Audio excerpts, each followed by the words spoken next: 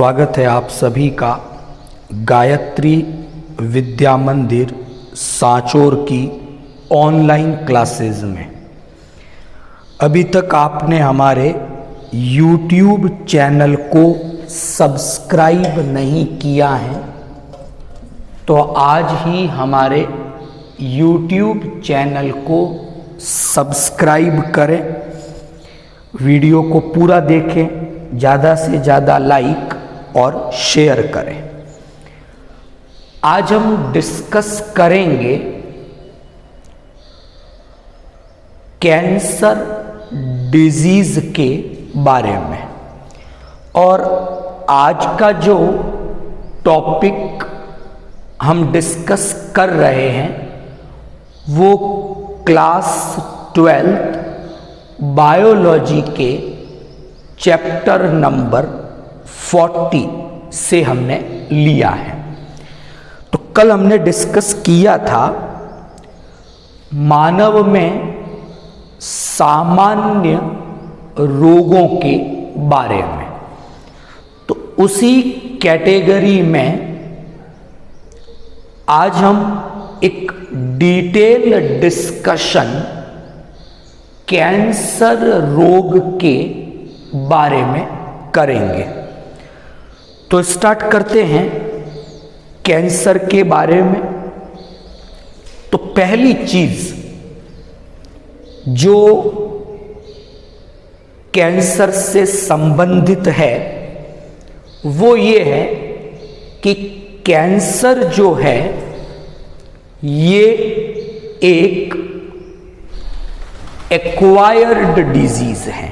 कल हमने एक आरेख बनाकर विभिन्न प्रकार के रोगों के बारे में डिस्कशन किया था। तो उससे एक चीज क्लियर होती है कि जो कैंसर डिजीज है ये एक एक्वायर्ड डिजीज है, अर्जित या उपार्जित प्रकार का रोग है। दूसरी बात, कैंसर जो है वो असंक्रामक रोग है, नॉन इन्फेक्शियस प्रकार की डिजीज है।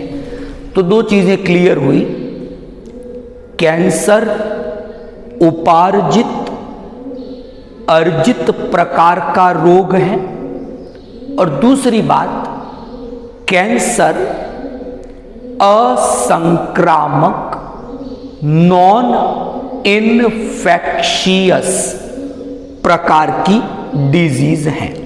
ओके, मैंने जहां टॉपिक का नाम लिखा है उसके पीछे हमने एक बात लिखी है कि जो कैंसर है ये अनकंट्रोल्ड सेल डिवीजन है, कि जब भी किसी कोशिका में अनियंत्रित और अनियमित विभाजन होते हैं तो उन्हीं अनियंत्रित और अनियमित विभाजनों का परिणाम कैंसर होता है। हम कंक्लूड अगर करें, निष्कर्ष रूप में बात करें तो कैंसर कोशिका के अनियंत्रित और अनियमित विभाजन के कारण होने वाला एक रोग है, एक असामान्यता है। तो अब डिस्कस करेंगे। तो कुछ पॉइंट्स मैंने बनाए हैं। सबसे पहले हम लोग डिस्कशन करेंगे कि एक नॉर्मल सेल, सामान्य कोशिका से कैंसर सेल कैसे अलग होती है। तो हमने फर्स्ट पार्ट में डिस्कशन करेंगे प्रॉपर्टीज ऑफ कैंसर सेल, एक कैंसर कोशिका की क्या प्रॉपर्टीज हैं, एक ये डिस्कशन होगा। फिर हम सेकंड डिस्कशन जो करेंगे वो डिस्कशन करेंगे टाइप्स ऑफ कैंसर के बारे में, कैंसर के प्रकार, इस पे एक डिस्कशन हमारा रहेगा। देन थर्ड पार्ट में जो ट्यूमर, कि जब कोशिकाओं के अनियंत्रित विभाजन होते हैं तो एक ट्यूमर का फॉर्मेशन होता है। तो वो ट्यूमर क्या है, कितने प्रकार के ट्यूमर हैं, तो एक डिस्कशन उस पे रहेगा। फिर नेक्स्ट पार्ट में हम लोग कॉजेज ऑफ कैंसर, कैंसर के कारण क्या हो सकते हैं, उत्तरदायी कारक क्या है कैंसर के, उन पे डिस्कस करेंगे। फिर निदान, डायग्नोसिस, उसके कुछ मेथड्स हैं। देन फाइनली हम ट्रीटमेंट, उपचार के बारे में डिस्कशन करेंगे। तो ये मैंने ब्रीफ किया कि इस तरह से हम आज कैंसर डिजीज के बारे में डिस्कशन करेंगे। ओके, तो फर्स्ट पॉइंट से शुरू करते हैं, कैंसर सेल की प्रॉपर्टीज के बारे में। खूब सारी प्रॉपर्टीज हैं, मैंने कुछ प्रॉपर्टीज यहां पर मेंशन की हैं। तो स्टार्ट करते हैं। पहली बात, एक चीज समझें कि कोई भी सेल जब डिवाइड होती हैं, विभाजित होती हैं, तो वो सेल साइकिल, कोशिका चक्र है, उसके द्वारा विभाजन करती है। अब हम बात करते हैं एक नॉर्मल सेल की, एक स्वस्थ कोशिका की बात करें, फिर उसका कंपैरिजन हम कैंसर सेल से करें। तो नॉर्मल सेल की बात की मैंने, देखते हैं नॉर्मल सेल में क्या है। तो जब हम कोशिका चक्र को देखें तो वहां एक G0 स्टेज आती है। 11th में आप लोग सेल साइकिल के बारे में पढ़ चुके हैं। तो वहां सेल साइकिल में एक स्टेज आई, जिस स्टेज का नाम क्या है, G0 स्टेज। ये शांत अवस्था है, और कोशिका जब G0 स्टेज में है, वो उस समय किसी भी प्रकार का कोई डिवीजन, विभाजन नहीं करती। ये मैंने सामान्य कोशिका की बात की। लेकिन अगर हम कैंसर सेल की बात करें तो कैंसर सेल G0 स्टेज में भी डिवीजन करती हैं, विभाजन करती हैं। तो जब एक सामान्य कोशिका शांत है, विभाजन नहीं कर रही है, लेकिन कैंसर सेल उस समय भी डिवीजन, विभाजन करती रहती है। एक चीज ये डिस्कस की। नंबर 2, दूसरी बात हम बात कर रहे हैं सामान्य कोशिका की, वो एक कॉन्टैक्ट इनहिबिशन। क्या मतलब है कॉन्टैक्ट इनहिबिशन का, कि सेल ने डिवीजन स्टार्ट किए, विभाजन शुरू हुए, और जैसे ही एक कोशिका दूसरी नेबरिंग सेल, उसके आसपास की जो सेल्स हैं, उसको स्पर्श करेगी, टच करेगी, तो इस प्रोसेस को कॉन्टैक्ट इनहिबिशन, स्पर्श संदमन कहा जाएगा। और उस समय डिवीजन स्टॉप हो जाएंगे, रुक जाएंगे। तो एक सामान्य कोशिका जो है, नॉर्मल हेल्थी सेल जो है, वो कांटेक्ट इनहिबिशन, स्पर्श संदमन को फॉलो करती हैं और ऐसी स्थिति में डिवीजन रुक जाते हैं। लेकिन एक जो कैंसर सेल है वो कांटेक्ट इनहिबिशन, स्पर्श संदमन, इसका पालन वो नहीं करती। यानी जब वो अपनी नेबरिंग सेल्स के कांटेक्ट में आती हैं फिर भी उनमें डिवीजन नहीं रुकते, चलते रहते हैं।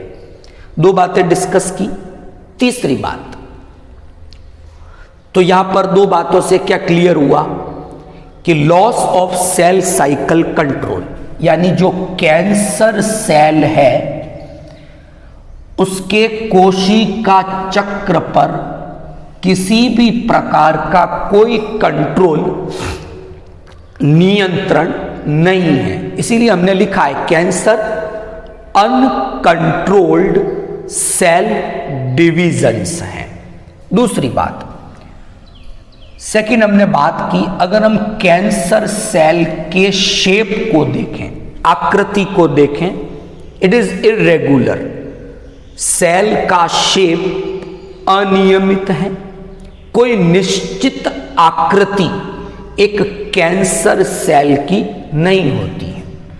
तीसरी मैंने बात की है एपोप्टोसिस की। एपोप्टोसिस को हम सेल प्रोग्राम सेल डेथ, कि हर सेल का अपना एक लाइफ स्पैन, जीवन काल है।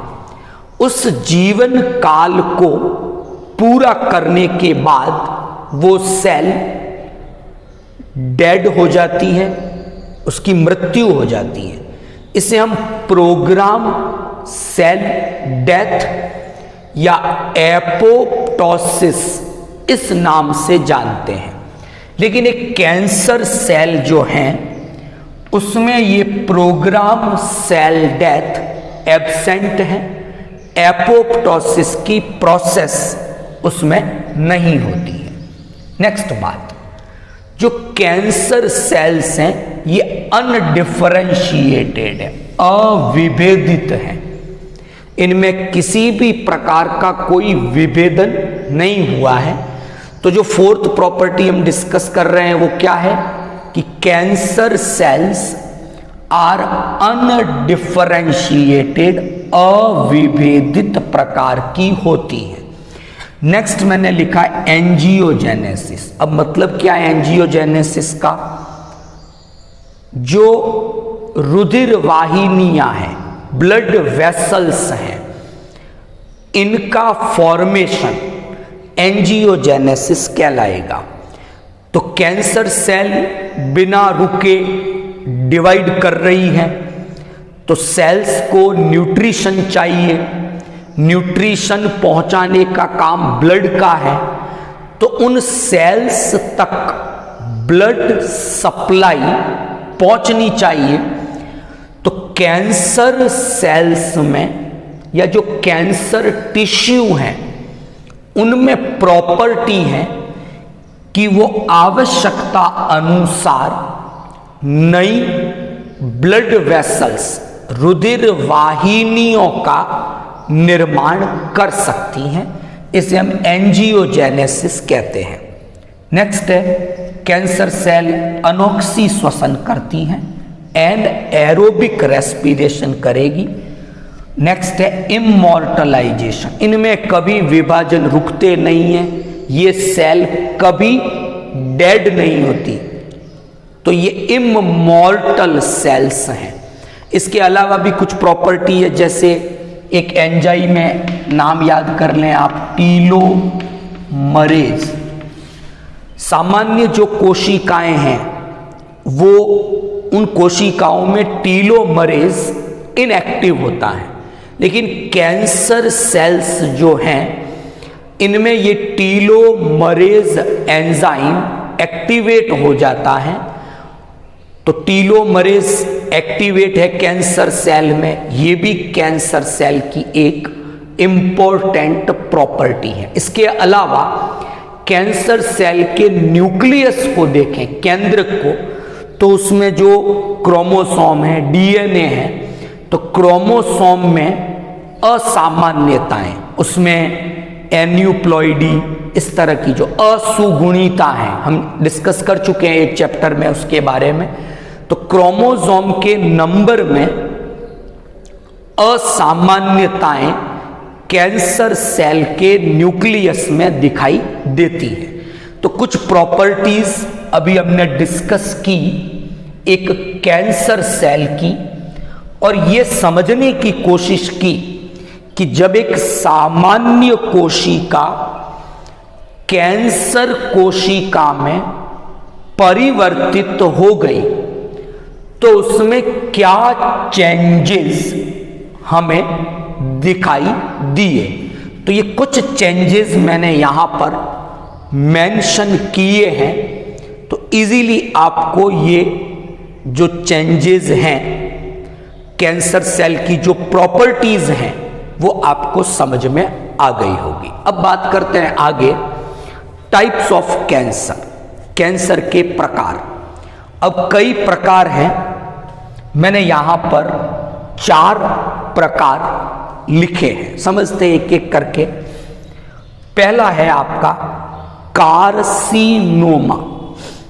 अब समझना, देखो कैंसर का मतलब सीधा सा क्या, अनकंट्रोल्ड सेल डिविजन्स, अनियंत्रित कोशिका विभाजन। कोशिका को विभाजित नहीं होना है, तब भी कोशिका विभाजित हो रही है।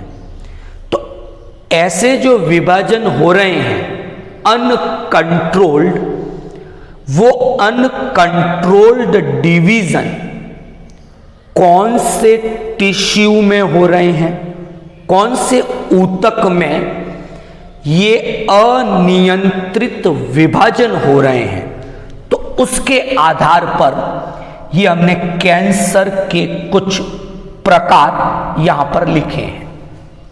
तो पहला है कार्सिनोमा की बात करें, अगर ये uncontrolled cell division epithelial tissue में हो, हिंदी में उसे हम उपकला ऊतक के नाम से जानते हैं। तो अगर कैंसर उपकला ऊतक में हो रहा है, एपिथेलियल टिश्यू में हो रहा है, तो उस कैंसर को कार्सिनोमा के नाम से जाना जाएगा। तो पहले प्रकार का जो कैंसर है वो है कार्सिनोमा, और इस प्रकार का कैंसर एपिथेलियल टिश्यू में उपकला ऊतक में होता है। त्वचा का कैंसर हो सकता है, कार्सिनोमा का एक एग्जाम्पल होगा वो। तो कार्सिनोमा भी फिर कई प्रकार के हो सकते हैं। तो मोटे रूप में आप एक बात याद रखें, कार्सिनोमा कैंसर है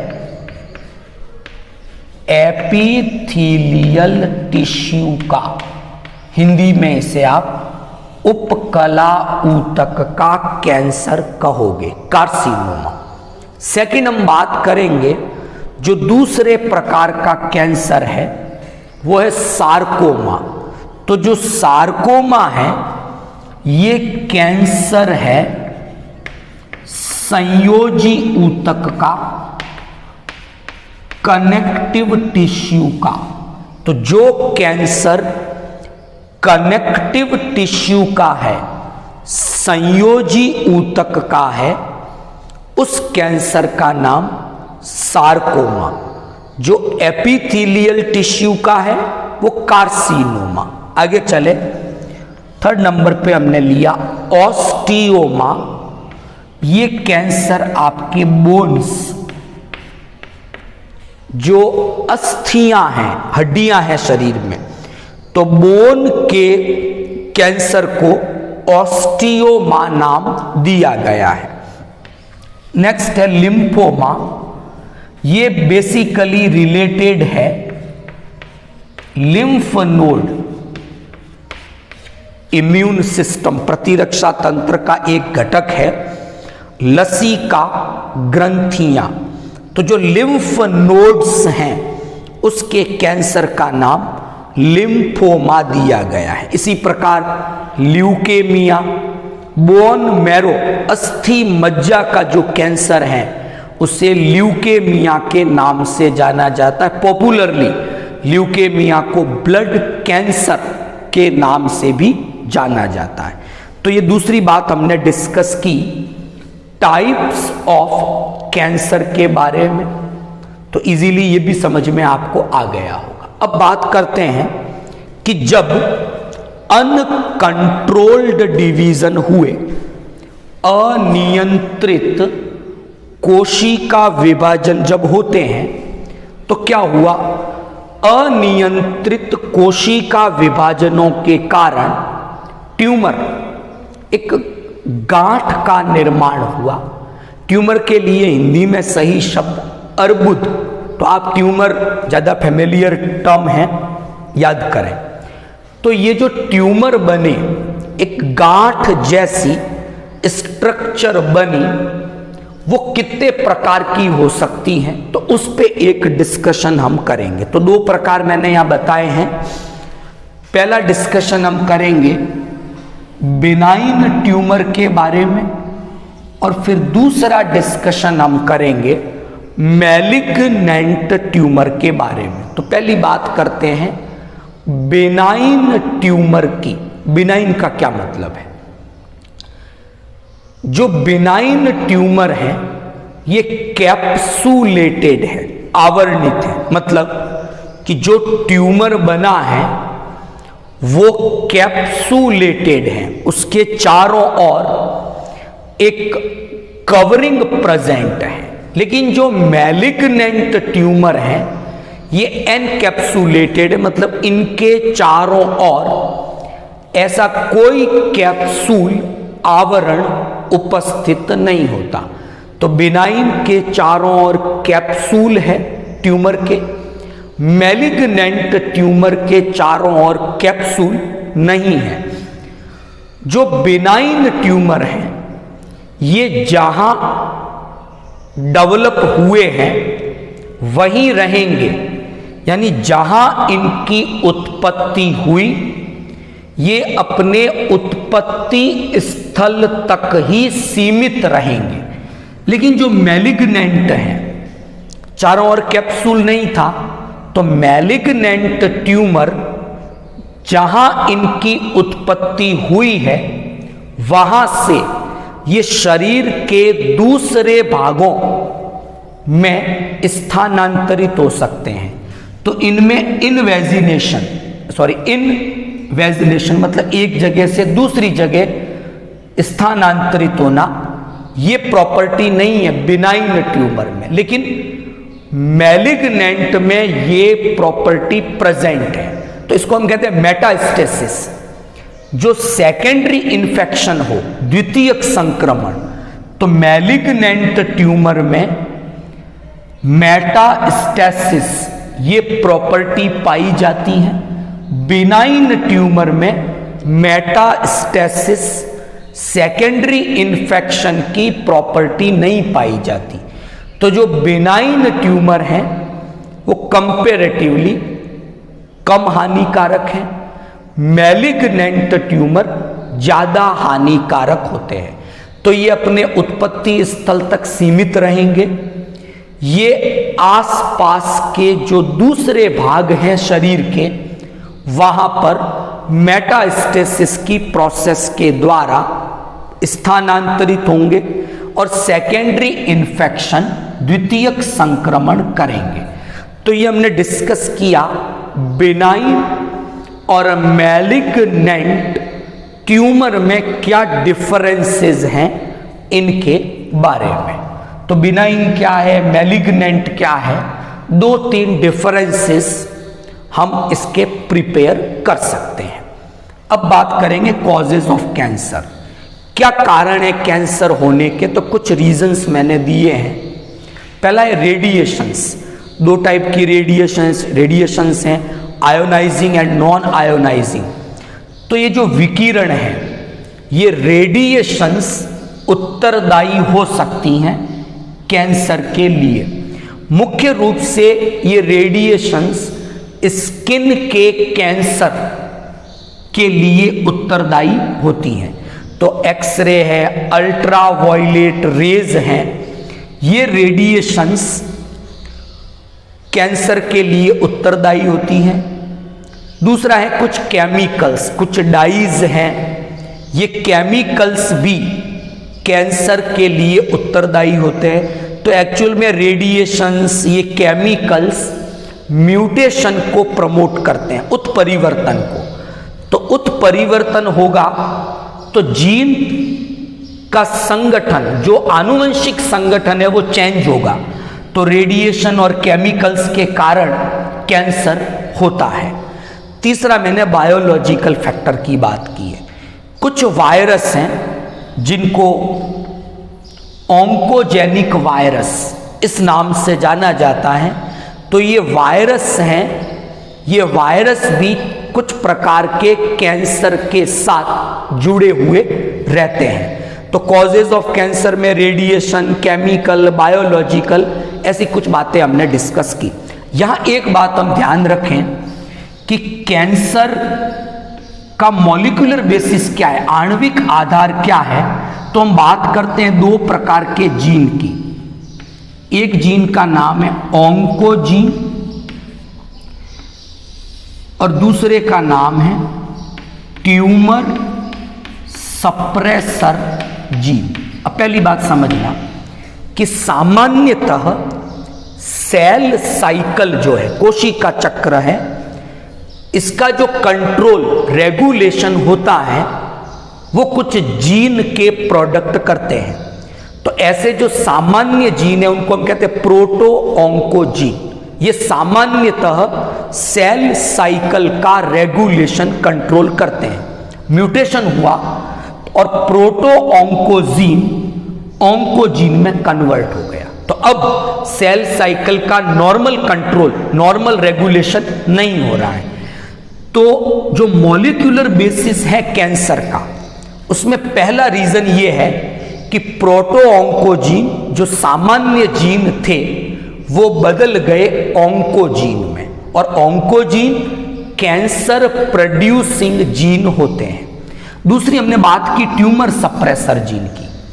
जब भी ट्यूमर बनेगा तो ये जीन और इनका प्रोडक्ट उस ट्यूमर को डिस्ट्रॉय, नष्ट करने का काम करेंगे। तो जब तक ट्यूमर सप्रेसर जीन एक्टिव है, ट्यूमर हो नहीं सकता, कैंसर नहीं हो सकता।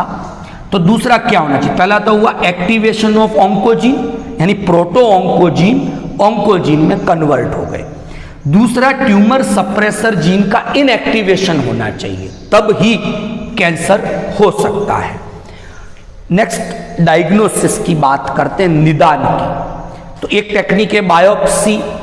इसमें हिस्टोलॉजिकल की जो ट्यूमर है, जहां गांठ बनी है शरीर में, वहां से कुछ टिश्यू सेल्स ली जाती हैं और उन सेल्स का माइक्रोस्कोपिक ऑब्जर्वेशन, इस तरह की प्रॉपर्टी की स्टडी की जाती है।